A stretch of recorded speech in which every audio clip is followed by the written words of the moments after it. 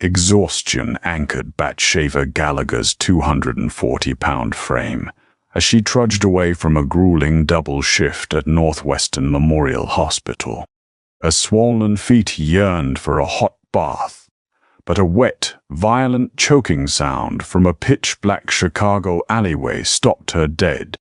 Every survival instinct screamed at her to keep walking. Yet her nurse's oath forced her heavy boots into the shadows. Dropping her bag beside an elegantly dressed, convulsing elderly woman, Bathsheba had no idea this single act of mercy would violently drag her quiet, invisible existence straight into the ruthless, gilded cage of the city's deadliest mafia kingpin. Cold October wind whipped through the concrete canyons of downtown Chicago, biting at Bathsheba's exposed cheeks. She pulled her oversized woolen coat tighter around her generous frame, her breath visible in the frosty air. Bathsheba, known as Bat to her colleagues, was a woman who took up space both physically and emotionally. She was fat, a reality she had long ago accepted and navigated with a mix of self-deprecating humor and unyielding competence. While her weight made the grueling physical demands of nursing a daily battle against backaches and joint pain, it also gave her a soft maternal presence that terrified pediatric patients and anxious elders alike found immensely comforting. Tonight, however, she was running on fumes. She had just finished a brutal double shift in the ER, assisting Dr. Samuel Harris with a relentless influx of trauma cases. As she bypassed the well-lit main avenue for a quicker, albeit darker, shortcut down Elm Street, her mind was solely focused on the leftover lasagna waiting in her fridge. A sharp, unnatural sound broke her reverie. It was a wet, rattling wheeze, followed by the distinct thud of a body hitting wet asphalt behind a row of industrial dumpsters. Bat froze. Every self-preservation instinct screamed at her to keep walking.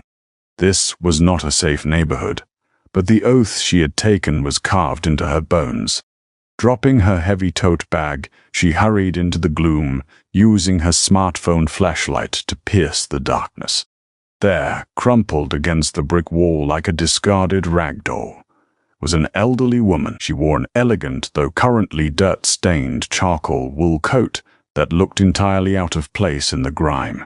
The woman's silver hair was plastered to her forehead with cold sweat, and her hands clawed desperately at her own throat. Ma'am, can you hear me?" "I'm a nurse," Bat shouted, dropping to her knees beside the woman. The hard concrete sent a jolt of pain up Bat's heavy thighs, but she ignored it, immediately assessing the situation. The woman's lips were tinted a terrifying shade of cyanotic blue. Her eyes were rolled back, only the whites visible, and a thin line of white foam bubbled at the corner of her mouth. This wasn't a standard myocardial infarction. The erratic, thrashing movements in the pinpoint pupils suggested something far more sinister, a severe toxicological reaction. Bat's hands flew over the woman, checking her pulse. It was thready, racing a mile a minute before dropping dangerously low. "Hey, stay with me," Bat commanded, her voice dropping an octave into the authoritative tone she used in the trauma bay. She fumbled for her phone, dialing 911 on speaker, screaming her location and a suspected poisoning code to the dispatcher. Suddenly, the woman convulsed, a violent seizure that threatened to crack her head against the brick wall. Bat didn't hesitate. She threw her own substantial body weight forward, using her soft, heavy torso to pin the frail woman down, protecting her skull with her hands. The physical exertion was immense. Sweat batted on Bat's forehead as she wrestled to keep the stranger safe from her own failing nervous system. "Come on, breathe. Just breathe," Bat chanted, turning the woman onto her side as the seizure subsided, clearing her airway of the foam. The woman's breathing stopped completely. "Damn it," Bat hissed. She rolled the woman flat, locked her hands over the delicate sternum and began chest compressions. Pushing down on the chest of an elderly person was always terrifying. The sickening crunch of ribs was a common occupational hazard, but Bat used her upper body strength and weight to deliver perfect, rhythmic pumps. 1, 2, 3, 4. She poured every ounce of her remaining energy into keeping the blood flowing to the stranger's brain. Minutes stretched into an eternity. Bat's arms burned, her lungs screaming for oxygen, but she refused to stop. The wail of an approaching ambulance finally cut through the night. Paramedics burst into the alley, illuminating the scene with harsh halogen flashlights. "I've got her," shouted Liam Jenkins, a paramedic Bat recognized. "Bat, what the hell are you doing out here?" "Suspected toxidrome, maybe an organophosphate or a heavy cardiac glycoside," Bat gasped, stepping back to let them take over, her chest heaving. She seized, then coded, "I've been doing compressions for 4 minutes." They loaded the woman onto the stretcher.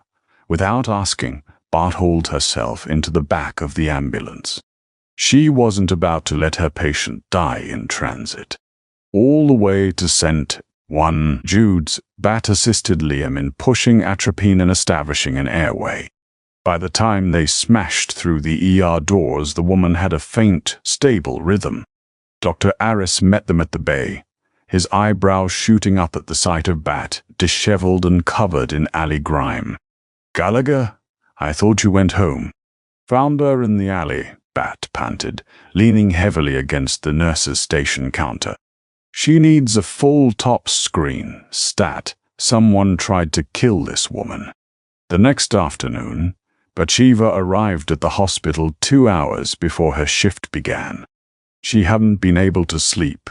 Every time she closed her eyes, she saw the elegant, dying woman in the alley. The patient had been registered as a Jane Doe. She carried no purse, no identification, and her tailored clothes bore no labels, which Bart found intensely odd. After changing into her navy blue scrubs, the largest size the hospital provided, which still clung a bit too tightly to her hips, Bat waddled up to the ICU on the 4th floor. Jane Doe was in room 42012. The rhythmic beep of the cardiac monitor was a soothing contrast to the chaos of the previous night. Bat slipped into the room. The woman looked frail, connected to a myriad of IV lines and monitors, but the terrifying blue pallor was gone, replaced by a pale, aristocratic complexion. To Bat's surprise, the woman's dark, intelligent eyes fluttered open. They locked onto Bat, sharp and completely lucid. "You!" the woman rasped, her voice dry as parchment, carrying a faint, unidentifiable European accent. Bat moved closer, pouring a small cup of water with a sponge swab. "Yes, it's me. Bathsheba. I'm a nurse here. How are you feeling, ma'am?"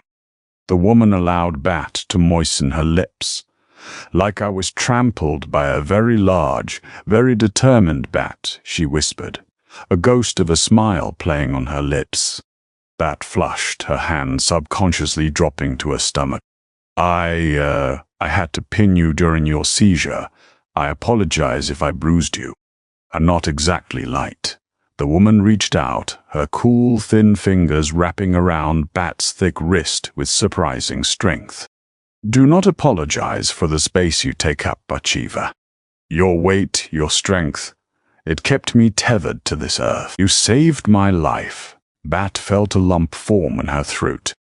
She was so used to backhanded compliments or outright judgments from patients about her size. To hear this elegant stranger speak to her with such raw gratitude was overwhelming. "Do you remember your name?" Bat asked softly. "Or what happened? The doctors found traces of a synthesized aconite derivative in your system. You were poisoned." The woman's eyes hardened, a flash of something cold and dangerous crossing her features before she masked it. "My name is Rosa, and as for what happened, my memory is clouded. Old age, perhaps." Bat wasn't stupid. She knew a lie when she heard one, but she didn't press. Over the next 2 days, Bart spent every spare minute of her breaks in room 412 too. She discovered Rosa had a razor-sharp wit and an immense love for classical music.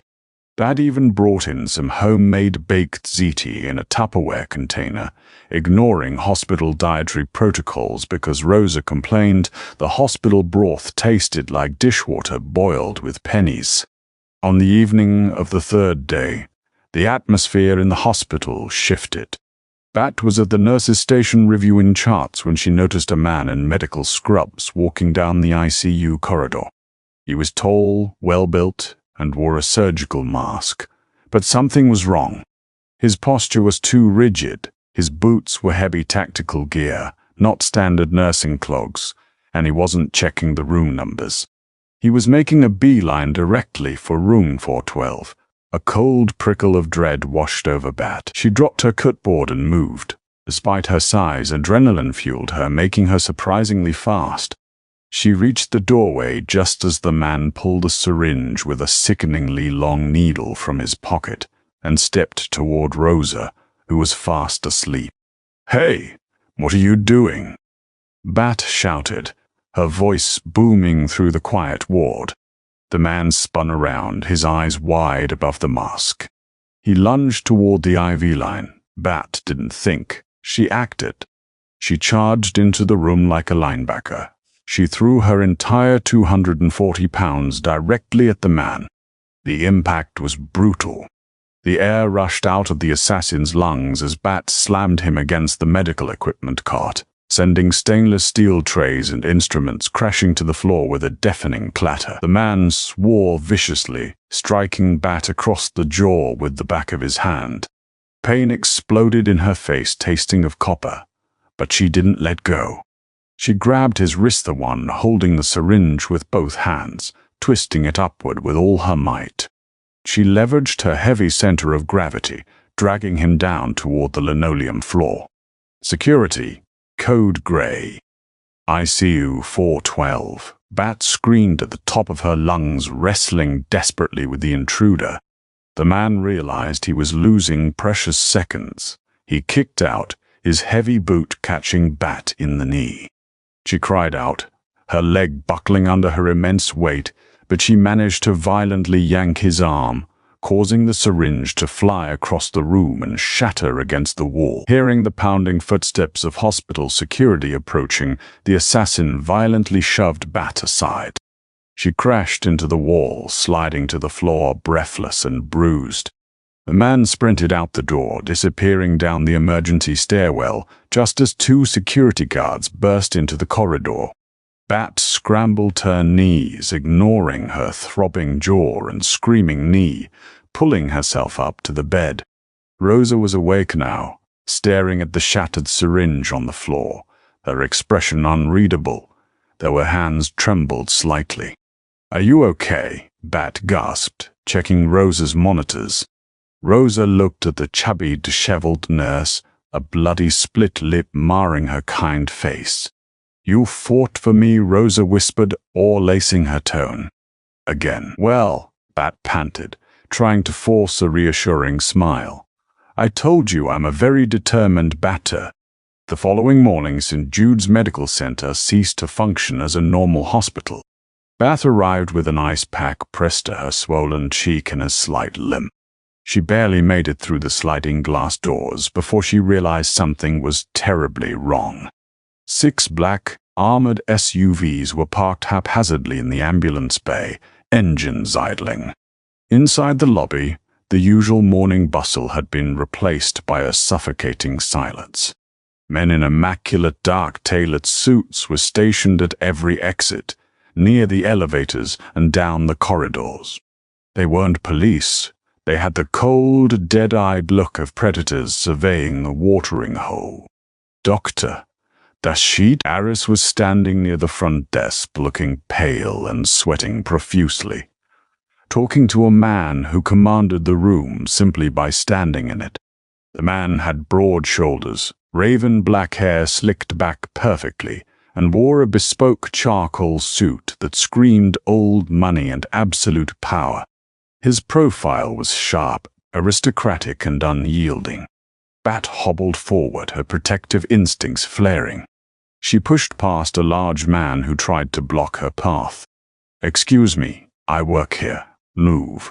The large man blared but stepped aside when the man in the charcoal suit turned around. Grayson Valenti possessed eyes as cold and dark as the Chicago River in winter. As the current don of the Valenti crime family, he was accustomed to people shrinking away from him, trembling in his presence. When he turned his gaze on Bathsheba Gallagher, a fat, battered nurse holding a cheap ice pack, he expected the same fearful deference. He didn't get it. "Who is this?" Grayson demanded, his voice a low, gravelly baritone that vibrated through the floorboards. That is Nurse Gallagher, Doctor." Aris stammered. "She's the one who—" "I'm the one who's trying to get to my patient," Bat interrupted, glaring right back at Grayson. She didn't know who this man was, but she knew he was disrupting her hospital. "And unless you have medical clearance, you and your private security detail need to clear the hallways. This is a hospital, not a nightclub." A collective gasp echoed from the nurses behind the desk. Grayson's right-hand man, a scarred enforcer named Silvio, reached inside his jacket. Grayson held up a single-gloved hand. Silvio froze. Grayson took a slow, deliberate step toward Bat. He looked her up and down, taking in her stained sneakers, the tight scrubs that highlighted her heavy hips, the split lip, and the fierce protective fire in her hazel eyes. "You are the woman who found my mother," Grayson stated. It wasn't a question. Bat blinked. "Your mother, Jane Doe." "Rosa is your mother?" "Rosa Valenti," Grayson corrected, stepping into her personal space. He loomed over her, a physical threat wrapped in expensive Italian wool. "My men scoured the city when she went missing from her townhouse. I am told she was poisoned. I am also told an attempt was made on her life in the ICU last night." Grayson reached out, surprisingly gentle, and tilted Bat's chin up with his thumb to inspect her split lip and bruised cheek. Bat stiffened, but didn't back down. "And I am told," Grayson continued, his voice dropping to a dangerous whisper meant only for her, "that a nurse threw herself into a professional hitman to save her, using nothing but her bare hands." "I did my job," Bat said, her voice shaking slightly, not from fear, but from the intense, suffocating energy radiating off him. "Someone had to stop him." Grayson dropped his hand. He turned to Dr. Aris. "My mother is leaving this facility now. I have a private trauma suite set up at my estate. Mr. Valenti, she is not stable for transport, Doctor." Aris began. "She's not safe here," Grayson snapped, the facade of civility cracking to reveal the ruthless boss beneath. "Your security's a joke. She leaves with me." He turned his dark gaze back to Bat. "You, Gallagher, you are coming too." Bat's jaw dropped. "Excuse me." "No, I'm not. I have a job here. I have a life. You can't just abduct a registered nurse." Grayson stepped closer until the tips of his expensive leather shoes touched her scuffed sneakers. He leaned down, his lips mere inches from her ear. He smelled of cedarwood, dark espresso, and something undeniably dangerous. "My mother refuses to let any of my private medical staff touch her. She is demanding the determined Bart who saved her life," Grayson murmured, a hint of dark amusement lacing his tone. "You saved her twice, Bathsheba. In my world, that creates a debt, but it also puts a target on your back. Whoever tried to kill her knows your face now. They know you interfered." Bat felt all the blood drain from her face. The reality of what she had stumbled into hit her like a freight train. "You will pack your things," Grayson ordered, stepping back, his mask of cold authority firmly back in place. "You will be compensated 100 times your current salary. But you will come to my home. You will care for my mother, and you will stay alive. Do we understand each other?" Bat looked around. The hospital staff was silent, terrified. She looked at the heavy-set men guarding the doors. She thought of Rosa, frail but fiery, surrounded by this world of violence. And despite the sheer terror gripping her heart, Bathsheba Gallagher nodded. "Fine," Bat said, squaring her heavy shoulders. "But I need my medical bag. And if you think you can boss me around in my own sick room, Mr. Valenti, you're in for a rude awakening." A genuine, slow smile spread across Grayson Valenti's face, completely transforming his harsh features into something devastatingly handsome. "I look forward to it, Nurse Gallagher." Gravel crunched beneath the massive, bulletproof tires of the armored Maybach as the convoy passed through towering wrought-iron gates. Bathsheba pressed her face against the tinted window, her wide hazel eyes taking in the sprawling 40-acre estate, nestled deep within the affluent enclave of Highland Park, right on the edge of Lake Michigan. The Valenti compound was less of a home and more of the heavily fortified medieval castle wearing the disguise of a modern, multi-million-dollar architectural marvel. Armed men in tactical gear patrolled the manicured lawns alongside Dobermans, their silhouettes stark against the graying afternoon sky. Inside the mansion, the display of wealth was dizzying. Bat's scuffed nursing sneakers squeaked against imported Carrara marble floors. Above them hung a cascading baccarat crystal chandelier that probably cost more than her entire nursing education at Loyola University.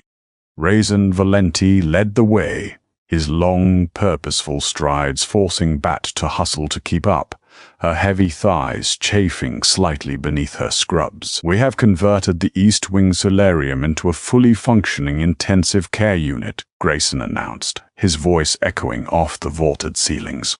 He didn't look back to see if she was following. He merely expected her to be there. All equipment was procured this morning from a private medical supply firm in Zurich. "Whatever you require, my men will acquire it." Bat stepped into the makeshift hospital room and stopped dead in her tracks. It was breathtaking. Floor-to-ceiling bulletproof glass overlooked the turbulent waters of Lake Michigan. In the center of the room sat a state-of-the-art Hillrom hospital bed, flanked by top-tier cardiac monitors, a portable ultrasound machine, and an Alarus infusion pump system. Rosa Valenti rested against a pile of plush, custom monogrammed fret pillows, looking significantly better than she had in the sterile, chaotic environment of St. Jude's. Standing beside the bed was a slender, sharp-featured man holding a silver tray. He wore a tailored vest and a perfectly knotted silk tie. "Ah, the formidable nurse arrives," Rosa croaked, a genuine, albeit weak, smile gracing her lined face.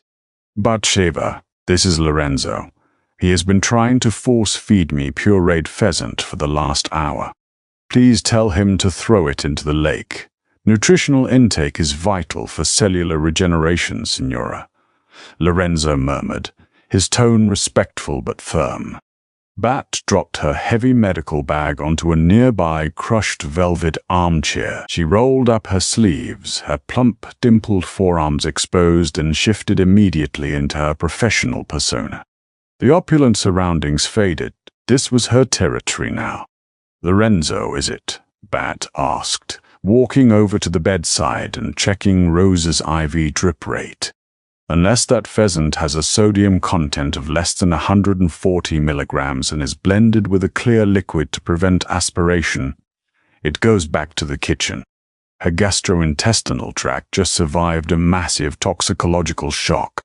We are starting with clear broths, moving to full liquids tomorrow. Understand?" Lorenzo blinked, clearly unaccustomed to being commanded by anyone other than Grayson. He looked to his boss.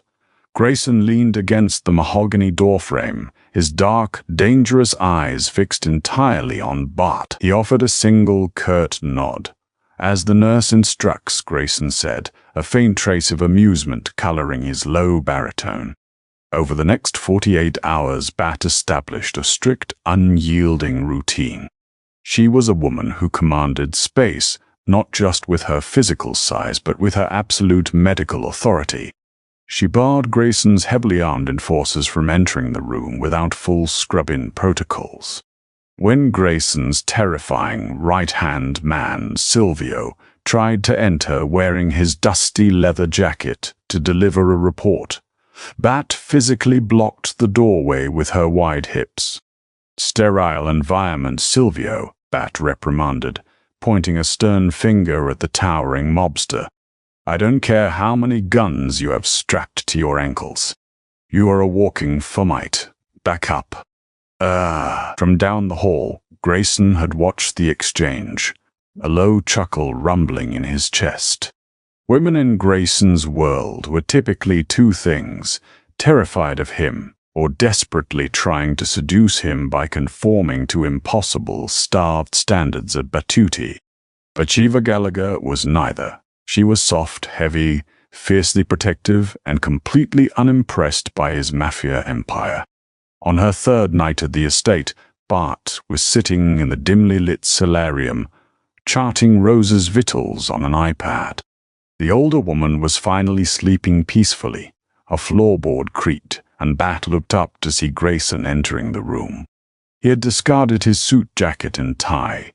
His white dress shirt was unbuttoned at the collar, revealing the dark ink of a tattoo creeping up his muscular neck. He moved silently, a predator in his natural habitat, and sank into the velvet armchair opposite Bat. He poured 2 fingers of amber liquid from a crystal decanter into a lowball glass. "You look exhausted, Bathsheba," Grayson noted, his dark eyes tracing the heavy bags under her eyes and the exhaustion etched into her round, pretty face. "I'm fine," Bat replied automatically, self-consciously tugging her oversized scrub top down over her stomach. "Your mother's cardiac enzymes are normalizing. The aconite derivative is almost completely flushed from her system. You keep pulling at your clothes when I look at you," Grayson observed softly, taking a slow sip of his Macallan whiskey. It wasn't a criticism. It was an intense clinical observation. Bat felt a hot flush creep up her thick neck. "I'm just adjusting. I know I'm not exactly the type of woman you usually have wandering around your mansion, Mr. Valenti." Grayson set his glass down. He leaned forward, resting his elbows on his knees. "And what type of woman is that? Thin, glamorous, the kind who wears Prada instead of Cherokee scrubs," Bat muttered, instantly regretting her lack of filter. Fatigue was making her reckless. Grayson stood up slowly, closing the distance between them. He stopped right in front of her chair. Bat had to crane her neck to look up at him. He reached out, his large, calloused hand gently brushing a stray lock of brown hair behind her ear. His knuckles grazed her soft, full cheek. "Prada does not throw itself into the line of fire to save a dying woman," Grayson said, his voice a low, hypnotic rumble. "Glamour does not wrestle professional assassins to the ground. You have more courage in your little finger than any of the hollow socialites who frequent this world. Never apologize to me for the space you inhabit, Bathsheba. I find every inch of it magnificent." That's breath hitched in her throat, her heart hammered against her ribs, completely unaccustomed to this kind of predatory, intense male attention. Before she could formulate a response, the steady, rhythmic beeping of Rosa's cardiac monitor abruptly spiked into a frantic, high-pitched alarm.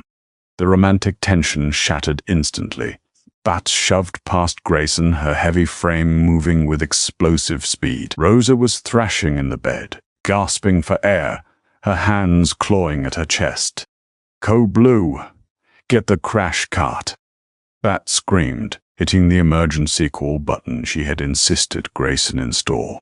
Chaos erupted in the gilded cage. Silvio and 2 other guards burst into the room, followed closely by Dr. Bear. Aris, whom Grayson had placed on a lavish retainer to remain on the estate grounds. Her heart rate is 188 and climbing, Detach! Bat shouted over the deafening alarm, grabbing the defibrillator paddles. Dr. Aris, push 1 milligram of efferentastat. Grayson stood paralyzed in the corner, his fists clenched so tightly his knuckles were white. The ruthless don of the Chicago underworld was utterly powerless as he watched his mother slip away again. That charged the paddles. Clear! Oh. The electrical shock jolted Rosa's frail body off the mattress. Bat stared at the monitor. Nothing. Just erratic, deadly waves. Charged to 200. Clear. Another violent jolt. For 3 agonizing seconds, the monitor flatlined. Then, miraculously, a steady, rhythmic beep. Beep. Beep resumed. Sinus rhythm. Bat collapsed back against the medical cart, her broad chest heaving, sweat dripping down her face. Dr. Aris quickly adjusted the oxygen flow and checked Rosa's pupils. She stabilized, Dr. Aris breathed, wiping his forehead. Another delayed reaction to the aconite, a secondary wave of toxicity. Bat frowned, her sharp medical mind cutting through the adrenaline. She looked at Rosa, then at the IV bags hanging on the stainless steel pole. She walked over, her eyes narrowing as she inspected the ports. No, Bat said, her voice eerily calm. Aconite doesn't work in delayed explosive waves like this after 3 days of constant flashing. It degrades. This was acute. This was new. Grayson stepped forward, the air around him dropping 10 degrees. What are you saying, Batsheva? Bat turned to face the most dangerous man in Chicago. I'm saying someone poisoned her again, tonight. Under your roof, a suffocating silence fell over the room. Silvio's hand drifted instinctively to the holster beneath his jacket. Grayson's eyes darted around the room, assessing every face, every shadow. Nobody enters this room without my clearance, Grayson growled, his voice a lethal whisper. Only you, the doctor, Lorenzo, and my personal guards. I need to see everything she ingested today, Bat demanded, ignoring the terrifying shift in Grayson's demeanor. Every medication, every drop of water, every piece of food. For the next 4 hours, the multi-million-dollar kitchen became a forensic laboratory. Bat, with Grayson hovering like a vengeful shadow at her shoulder, tore through the pantry.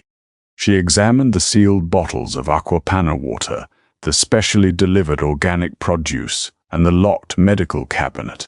We are missing something, Bat muttered, chewing nervously on her thumb. She paced the length of the marble island, her heavy footsteps the only sound in the cavernous room. The IV bags were sealed. The medications are prepackaged. It has to be something seemingly innocuous, something only an old woman recovering from trauma would ask for. She stopped pacing. She looked at Grayson, her eyes wide. Tea. When I was chart-checking earlier, Lorenzo brought her a cup of chamomile tea. She said it tasted bitter, but she drank it to soothe her throat. Grayson snapped his fingers. Silvio immediately produced the fine porcelain teacup from a tray near the sink. A few drops of dark amber liquid remained at the bottom. Bat grabbed a portable touchscreen kit from her bag. She carefully extracted a single drop of the leftover tea and applied it to the testing strip. The strip required a reagent for common heavy metals and botanical toxins. She applied the chemical drops and waited. 1 minute. 2 minutes. The strip aggressively turned a vibrant, unmistakable shade of purple. The Detalis, Bat whispered, her blood running cold. Foxglove extract, and it's a cardiac glycoside. In small doses, it treats heart failure.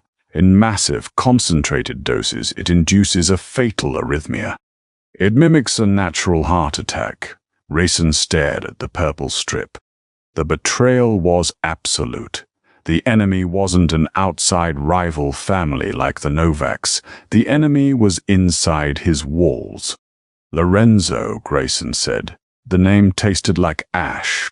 He's been with your family for 20 years, Silvio interjected. his scarred face twisting in disbelief. "He practically raised you when your father died, boss. Why would he do this? Because a 20-year loyalty is expensive to buy out, but not impossible," Grayson said, his voice completely devoid of emotion. "Silvio, bring him to the soundproof cellar. Do not kill him. I need to know who paid him." Silvio nodded grimly and vanished from the kitchen. Grayson turned to Bat. The sheer violence radiating from him was palpable, yet he didn't direct a drop of it toward her. Instead, he stepped close, reaching out to grip her thick, soft shoulders. His hands were shaking slightly, the only physical tell of the betrayal tearing him apart. "You saved her again," Grayson whispered, resting his forehead gently against hers. It was an incredibly intimate, vulnerable gesture from a man who showed no weakness to the world. "If you hadn't been here, if I had hired some standard private nurse who didn't care enough to look closer, my mother would be dead." Bat's hands tentatively came up to rest on his solid, muscular chest. She could feel the rapid, furious bat of his heart through the expensive cotton of his shirt. "Grayson," she breathed, using his first name for the first time. "I'm just doing my job." "No," Grayson corrected fiercely, pulling back slightly to look into her hazel eyes. "You are doing far more than that. You have waged a war for my family, Bathsheba Gallagher, and I protect those who fight for me." Before Bat could process his words, a muffled gunshot echoed from deep beneath the mansion floors. Grayson's jaw tightened. "Stay here," he commanded softly, the mafia boss seamlessly returning to the forefront. "Lock the kitchen doors. Do not let anyone in but me." As Grayson disappeared down the dark hallway leading to the basement stairs, Bat realized with terrifying clarity that she was no longer just a bystander caught in the crossfire. She was the anchor holding a king to his humanity, and she was plunging headfirst into a dark, violent world from which she might never escape. Silence descended upon the opulent kitchen, heavy and suffocating. Bathsheba stood frozen near the massive sub-zero refrigerator, her reflection staring back at her in the polished stainless steel. She saw a woman who looked entirely out of place, a 240-pound ER nurse with a messy bun, wearing cheap scrubs in a kitchen that likely cost more than a small island. Yet beneath the soft, dimpled curves of her face and the heavy set of her shoulders, there was a resolute fire. She was terrified, yes, but she was also incredibly angry. Someone had used her patient's vulnerability to strike a lethal blow. 10 minutes later, the heavy oak doors swung open. Grayson emerged from the shadows of the corridor. He looked immaculate, save for a single stark drop of crimson blood staining the crisp white cuff of his Tom Ford dress shirt. His face was a mask of chiseled granite, completely devoid of the tender vulnerability he had shown her just moments before. "Lorenzo sang," Grayson stated, his voice devoid of any inflection. He walked to the marble island and poured himself a glass of water from the tap, downing it in one smooth motion. He didn't even require much persuasion. The gunshot you heard was Silvio executing a warning shot into the concrete floor. Lorenzo's loyalty was bought for $5 million and a one-way ticket to a non-extradition country. "Who paid him?" Bat asked, her voice steady despite the trembling in her thick fingers. Grayson's jaw locked. "My father's brother, Domenico Valenti. He was exiled to Sicily a decade ago for attempting to traffic narcotics through our Union shipments, something my father strictly forbade. He has returned, it seems, and he wants the seat of the Don. My mother was the only remaining thread holding the old guard's loyalty entirely to me. With her dead, Domenico believed he could force a vote of no confidence." Bat sank onto a plush leather bar stool, the plush material yielding to her heavy frame. "Your own uncle, Grayson, that's horrific." "It is the reality of our bloodline," Grayson replied, walking over to her. He didn't hesitate. He closed the distance and placed his large hands on her waist, his long fingers splaying over the soft, wide curve of her hips. The touch sent a jolt of electricity straight to Bat's core. But Domenico underestimated two things. He underestimated my capacity for absolute retaliation, and he underestimated you, Bathsheba. Before Bat could process the heat radiating from his touch, a shrill, deafening klaxon shattered the quiet of the mansion. The baccarat crystal chandelier above them vibrated with the sound. The main lights immediately snapped off, plunging the estate into darkness for 3 terrifying seconds before the dull red glow of emergency backup lights flickered to life. Silvio burst into the kitchen, a customized Heckler & Koch MP5 submachine gun already strapped to his broad chest. "Boss, the perimeter is breached. 3 heavily armored SUVs just crashed the north gates. They disabled the main breaker and the external surveillance. We have visual on at least 15 men moving on the east wing." Grayson's eyes went completely black. The east wing. The solarium. "They aren't waiting for the poison to finish the job," Grayson snarled, pulling a sleek, matte black Glock 19 from a holster at his lower back. "They came to execute her themselves." Silvio locked down the central corridor. "I want a kill box established in the grand foyer. Grayson, your mother." Bat gasped, her maternal instincts completely overriding her fear. "She's hooked up to the Alaris pump and the heavy monitors. We have to move her, but she can't walk." "We take her to the panic room beneath the library," Grayson ordered, his grip on Bat's waist tightening for a fraction of a second before he let go. "Move, Bathsheba. Keep your head down." Bat didn't need to be told twice. She sprinted down the red-lit hallway, her heavy nursing sneakers pounding against the imported rugs. Her lungs burned, and her thick thighs chafed with the exertion, but she pushed her body to its absolute limits. They burst into the makeshift ICU. Rosa was awake, her dark eyes wide with alarm, though she remained eerily calm. The distant staccato pop of gunfire echoed from the front of the estate. The siege had begun. "Signora, we are moving you," Bat announced in her most authoritative trauma ward voice. She immediately began disconnecting the non-essential monitors, her fingers flying over the delicate wiring. "Domenico?" Rosa guessed, her voice raspy. Grayson nodded curtly as he checked the magazine of his weapon. "Yes, Mama. We are going to the vault." "The portable oxygen tank," Bat instructed, grabbing a heavy green steel cylinder from the corner. "Grayson, you have to carry this. I will support her weight. The IV line stays in." Grayson slung the heavy oxygen tank over his shoulder as easily as if it were a gym bag. Together he and Bat hoisted Rosa from the bed. Bat positioned herself on Rosa's weaker side, wrapping her thick, sturdy arm around the frail woman's waist, essentially acting as a human crutch. Rosa leaned heavily into Bat's soft side, grateful for the sturdy, unyielding support of the larger woman. They moved painfully slowly down the east corridor. The sound of gunfire grew louder, transforming from distant pops into deafening, echoing blasts of violence. The smell of cordite and pulverized drywall began to filter through the expensive HVAC system. "Through the study," Grayson commanded, gesturing with his gun toward a set of heavy mahogany doors. Just as they crossed the threshold into the sprawling 2-story library, the large bay windows overlooking the gardens shattered inward in an explosion of glass and moonlight. 2 men dressed in black tactical gear vaulted into the room, their assault rifles raised. Grayson reacted with terrifying lethal precision. He shoved Bat and his mother behind a massive leather Chesterfield sofa and fired 3 rapid shots. The first man dropped instantly, a bullet catching him squarely in the throat. But the second man rolled, utilizing the cover of a solid oak reading desk.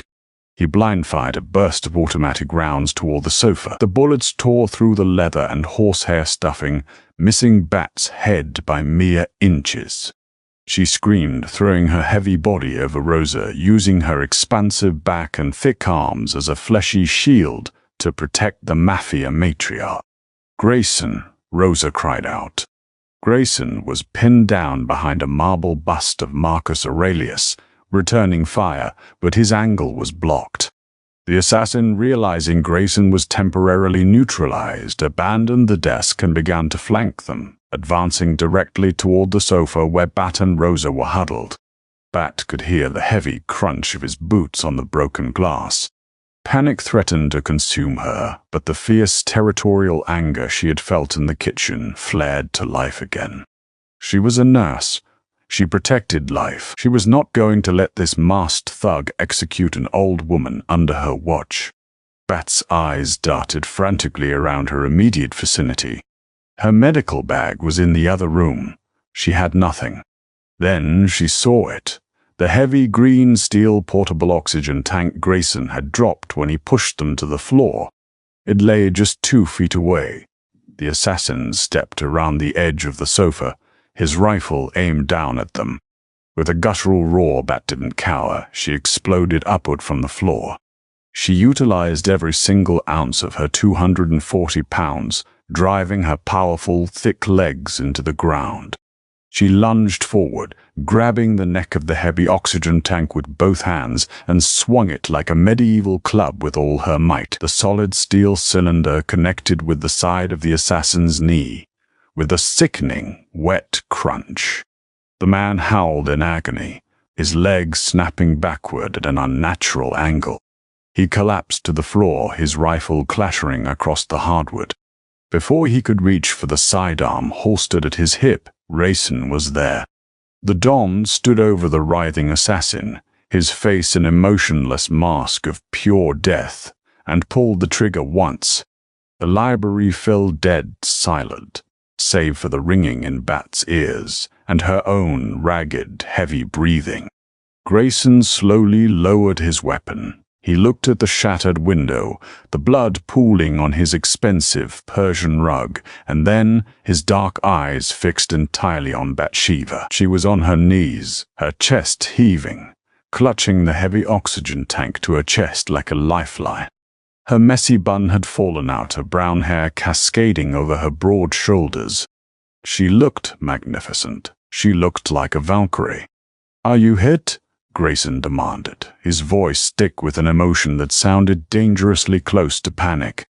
He dropped to his knees in front of her, his hands frantically scanning her thick arms, her torso, checking her for bullet wounds. "No!" Bat gasped, dropping the tank and grabbing his wrists to stop his frantic searching. "I'm okay. I'm fat, and I'm out of breath, and I think I pulled a hamstring." Grayson let out a ragged breath that was half laugh, half sob. He pulled her forward, burying his face in the crook of her soft, fleshy neck. "You absolute magnificent terror," he murmured against her skin.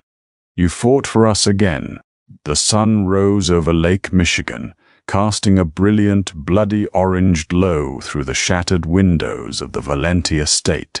The siege had lasted just under 40 minutes.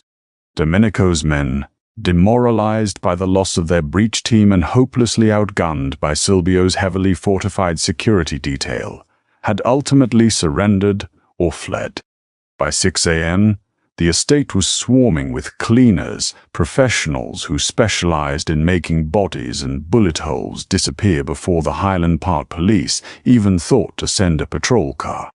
Bat sat in the massive, untouched formal dining room, a mug of black coffee clutched in her hands. She had patched up 3 of Grayson's guards, utilizing her trauma skills to extract bullets and suture lacerations right there on the dining room table. She was exhausted down to her marrow. Her scrubs were stained with blood and dirt, and her muscles screamed in protest with every movement. Grayson walked into the room. He had finally changed out of his blood-stained shirt, now wearing a simple, dark cashmere sweater that stretched taut across his broad chest. He carried an iPad, handing it to Silvio, who nodded and left the room, leaving the two of them alone. Grayson pulled out the chair next to Bat and sat down. He didn't speak immediately, he just looked at her. "How is she?" Bat finally asked, breaking the silence. "Dr. Aris is with her. She is resting comfortably in the reinforced suite," Grayson replied softly. "Her heart rhythm is perfect. She asked for you, but I told her the determined Bartra needed to hibernate for a few hours." Bat let out a tired chuckle, tracing the rim of her coffee mug. "I guess my employment contract just got a lot more complicated, huh? Do I need to learn how to shoot a gun now, or is swinging heavy medical equipment my designated combat role?" Grayson smiled, a genuine warm expression that reached his dark eyes. He reached out and gently covered her hand with his. "There will be no more combat for you, Bathsheba," Grayson promised, his tone turning fiercely serious. "Domenico was found dead in his warehouse in the Fulton Market District an hour ago. Silvio handled it personally. The threat is extinguished. My family is secure." Bat swallowed hard. The casual mention of murder should have sent her running for the hills. But sitting here, feeling the warm, calloused weight of Grayson's hand on hers, she realized she had crossed a threshold. She had seen the absolute worst of this world, but she had also seen the fierce loyalty and the raw, protective love this man harbored for his family. "So, what happens now?" Bat asked softly, looking down at their joined hands. "Do I go back to St. Jude's? Back to double shifts and microwave lasagna?" Grayson's grip tightened. "Is that what you want?" "I don't know," Bat admitted, her hazel eyes meeting his dark ones. "I know I don't belong in a baccarat chandeliered mansion. I'm a curvy, loud, messy nurse from the South Side. I don't fit into this pristine, terrifying world of yours, Grayson." Grayson stood up, pulling Bat up with him. He didn't let go of her hands. He stepped into her space, his towering frame casting a protective shadow over her. "You are right. You do not fit into my world," Grayson murmured, his voice a low, vibrating hum that made her toes curl. "You eclipse it. Every woman I have ever known has been a fragile, delicate ornament. You are a force of nature. You take up space, Bathsheba, and you fill every room you enter with light and strength and a fierce, unyielding compassion." He brought his hands up to cup her soft, full cheeks, his thumbs gently brushing the dark circles under her eyes. "I don't want you to go back to St. Jude's," Grayson confessed, his eyes searching hers. "I want to build a private clinic for you right here in Chicago. Fully funded. You can run it exactly how you see fit, treating whoever you want. But at night, you come home to me, to this estate, to my mother, to me." Bat's breath hitched. "Grayson, are you asking me to be your personal nurse, or are you asking me something else?" "I am asking you to be my partner," Grayson stated, leaning in until his lips were a breath away from hers. "I am asking you to be the queen of this family, because after tonight, there isn't a single man in my syndicate who wouldn't lay down his life for you. And there isn't a bat of my heart that doesn't belong to you." Tears pricked Bat's eyes. For her entire life, she had been made to feel like she was too much too heavy, too loud, too space-consuming. But here, in the arms of the most dangerous man in the city, she felt perfectly sized. She felt exactly like enough. "Okay," Bat whispered, her lips brushing against his. "Okay, but I'm still in charge of your mother's diet. No more pureed pheasant." Grayson laughed, a rich, joyous sound that echoed off the high ceilings before he captured her lips in a deep, consuming kiss.